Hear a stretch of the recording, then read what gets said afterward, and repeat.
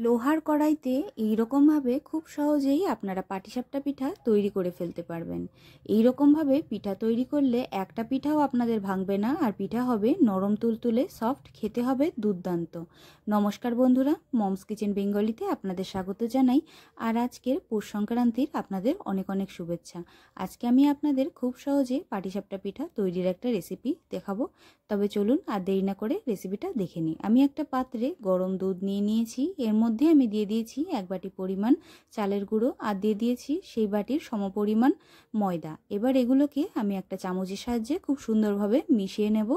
আপনারা প্রথম দিকে বেশি করে দুধের ব্যবহার করবেন না, অল্প অল্প করে দুধ দিয়ে পরে এটা যদি ঘন হয়ে যায় তখন এটাকে গুলে নিলে এটা তৈরি হয়ে যাবে।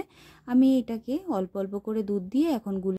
বন্ধুরা, আমার চ্যানেলে নতুন হয়ে থাকলে আমার চ্যানেলটিকে সাবস্ক্রাইব করে বেল আইকন দাবিয়ে আমার পাশে থাকবেন এমনই রেসিপি আরও দেখার জন্য। আর আমার ভিডিও আপনাদের ভালো লাগলে অবশ্যই ভিডিওটিতে একটা লাইক দিয়ে। পাটিসাপটা পিঠার ব্যাটারটাকে আমি খুব সুন্দরভাবে গুলে নিয়েছি। ওর মধ্যে আমি দিয়ে দিয়েছি স্বাদ অনুযায়ী লবণ, দিয়ে দিয়েছি অল্প পরিমাণে গুড়, আর দিয়ে দিচ্ছি 3 থেকে 4 চামচ পরিমাণ চিনি। আপনারা যদি চিনির পরিমাণ বেশি দিতে চান তবে চিনির পরিমাণটা আপনারা বেশি ব্যবহার করতে পারেন। এখন আমি চিনিটা দিয়ে ব্যাটারটাকে খুব সুন্দরভাবে গুলে নেব, যাতে কোনো রকম চিনিটা দানা দানা হয়ে না থাকে। চিনিটা যাতে একদম ব্যাটারের সাথে সুন্দরভাবে মিশে যায়। ব্যাটারটা আমার তৈরি হয়ে গেছে। এবার চলুন বন্ধুরা আমরা ক্ষীরটা তৈরি করে নিই। আমি একটা কড়াই বসিয়ে দিয়েছি। এর মধ্যে আমি দুধটাকে খুব সুন্দরভাবে জাল করে নিয়েছি। এর মধ্যে আমি দিয়ে দিচ্ছি 1 বাটি পরিমাণ গুঁড়ো দুধ। গুঁড়ো দুধটা দিয়ে আমি খুন্তির সাহায্যে এটাকে খুব সুন্দরভাবে নাড়িয়ে চাড়িয়ে মিশিয়ে নেব।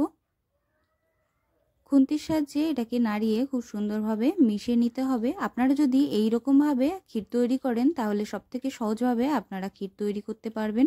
অন্যরকমভাবে দুধ জাল করে ক্ষীর তৈরি করতে আমাদের অনেক সময় লাগে, কিন্তু এই রকমভাবে ক্ষীর তৈরি করলে ক্ষীরটা খুব সহজেই তৈরি করা যায়।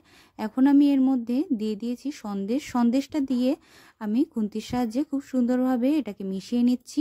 আর একই রকমভাবে এরকমভাবে খুন্তিটা চালিয়ে খুন্তিটা নাড়ানো একদম বন্ধ করা যাবে না। বন্ধ হলেই তলা দিয়ে ধরে যেতে পারে, তাহলে ক্ষীরের টেস্টটা একদম ভালো আসবে না। ধীরে ধীরে দেখবেন কত সুন্দরভাবে ক্ষীরটা ঘন হয়ে এসেছে। এরকমভাবে আপনাদের এরকমভাবেই তৈরি করে নিতে হবে। দেখুন বন্ধুরা, কত সুন্দরভাবে ক্ষীরটা তৈরি হয়ে গেল। খুবই কম সময়ে, আমার বেশি সময় লাগেনি এটা তৈরি করতে। এবার আমি এটাকে একটা পাত্রে নামিয়ে নিচ্ছি। নামিয়ে এটাকে কিছুক্ষণ আমি রেখে দেবো, রাখলে এটা আরও জমে যাবে। আমি কড়াইয়ের ভেতরে বেগুনের বোঁটা দিয়ে খুব সুন্দরভাবে তেল লাগিয়ে নিয়েছি। এবার এর মধ্যে আমরা যে ব্যাটারটা তৈরি করেছিলাম সেই ব্যাটারটাকে আমি দিয়ে দিচ্ছি। ব্যাটারটাকে দিয়ে হাতার সাহায্যে খুব সুন্দরভাবে এরকমভাবে আমাদের ছড়িয়ে দিতে হবে। দেখুন বন্ধুরা, ঠিক এইরকমভাবে আমাদের এই ব্যাটারটাকে এরকম ছড়িয়ে দিতে হবে।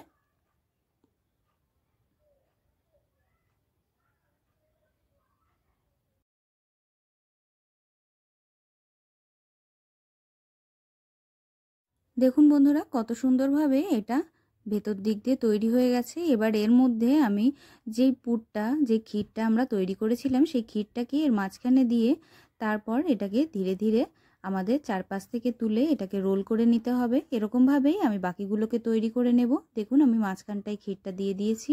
এবার এটাকে খুন্তির সাহায্যে ধীরে ধীরে আমি তুলে নেব। দেখুন বন্ধুরা, কত সুন্দরভাবে উঠে যাচ্ছে। কোনো রকম ঝামেলা ছাড়া এইরকমভাবে আপনারা খুব সহজেই পাটিসাপটা পিঠা ঘরেই তৈরি করতে পারবেন। দেখুন কত সুন্দরভাবে একবারেই উঠে গেল, কোনো রকম ঝামেলা হলো না। দেখুন একটুও লাগেনি, কত সুন্দরভাবে খুব সহজেই উঠে গেছে। একই রকমভাবে আমি বাকি পিঠাগুলোও আপনাদের তৈরি করে দেখাবো।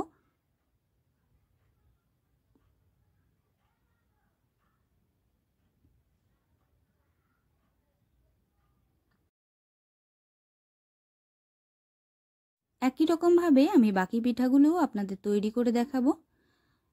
দেখুন আমি বেগুনের বোঁটা দিয়ে এরকমভাবে তেলটাকে সুন্দরভাবে লাগিয়ে দিচ্ছি। লাগানোর পরে তারপরে আমরা যেই ব্যাটারটাকে তৈরি করেছিলাম সেটাকে এর মাঝখানে দিয়ে চামচের সাহায্যে খুব সুন্দরভাবে এটাকে চারিপাশে দিয়ে দিতে হবে। অথবা আপনারা এরকমভাবে কড়াইটাকে কাত করেও আপনারা চারিদিকে ব্যাটারটাকে ছড়িয়ে গোল করে নিতে পারেন। আমি এরকমভাবে হাতার সাহায্যে এটাকে এরকমভাবে চারিদিকে ছড়িয়ে দিচ্ছি। এই রকমভাবে আপনারা যদি তৈরি করেন তাহলে খুব সহজেই আপনারা এই পিঠাগুলো তৈরি করতে পারবেন। বন্ধুরা, আমার এই রেসিপিটা ভালো লাগলে অবশ্যই আমার চ্যানেলটিকে সাবস্ক্রাইব করে আমার পাশে থাকবেন এমনই রেসিপি আরও দেখার জন্য। আর যদি আপনাদের কোনো জায়গায় বুঝতে অসুবিধা হয় অবশ্যই আমাকে কমেন্টে জানাবেন। পিঠাটা উপর দিক থেকে হয়ে গেছে। এবার এটার উপরে আমি দিয়ে দেব ক্ষীর। ক্ষীরটাকে দিয়ে তারপরে এটাকে আমি খুন্তির সাহায্যে ধীরে ধীরে রোল করে নেব।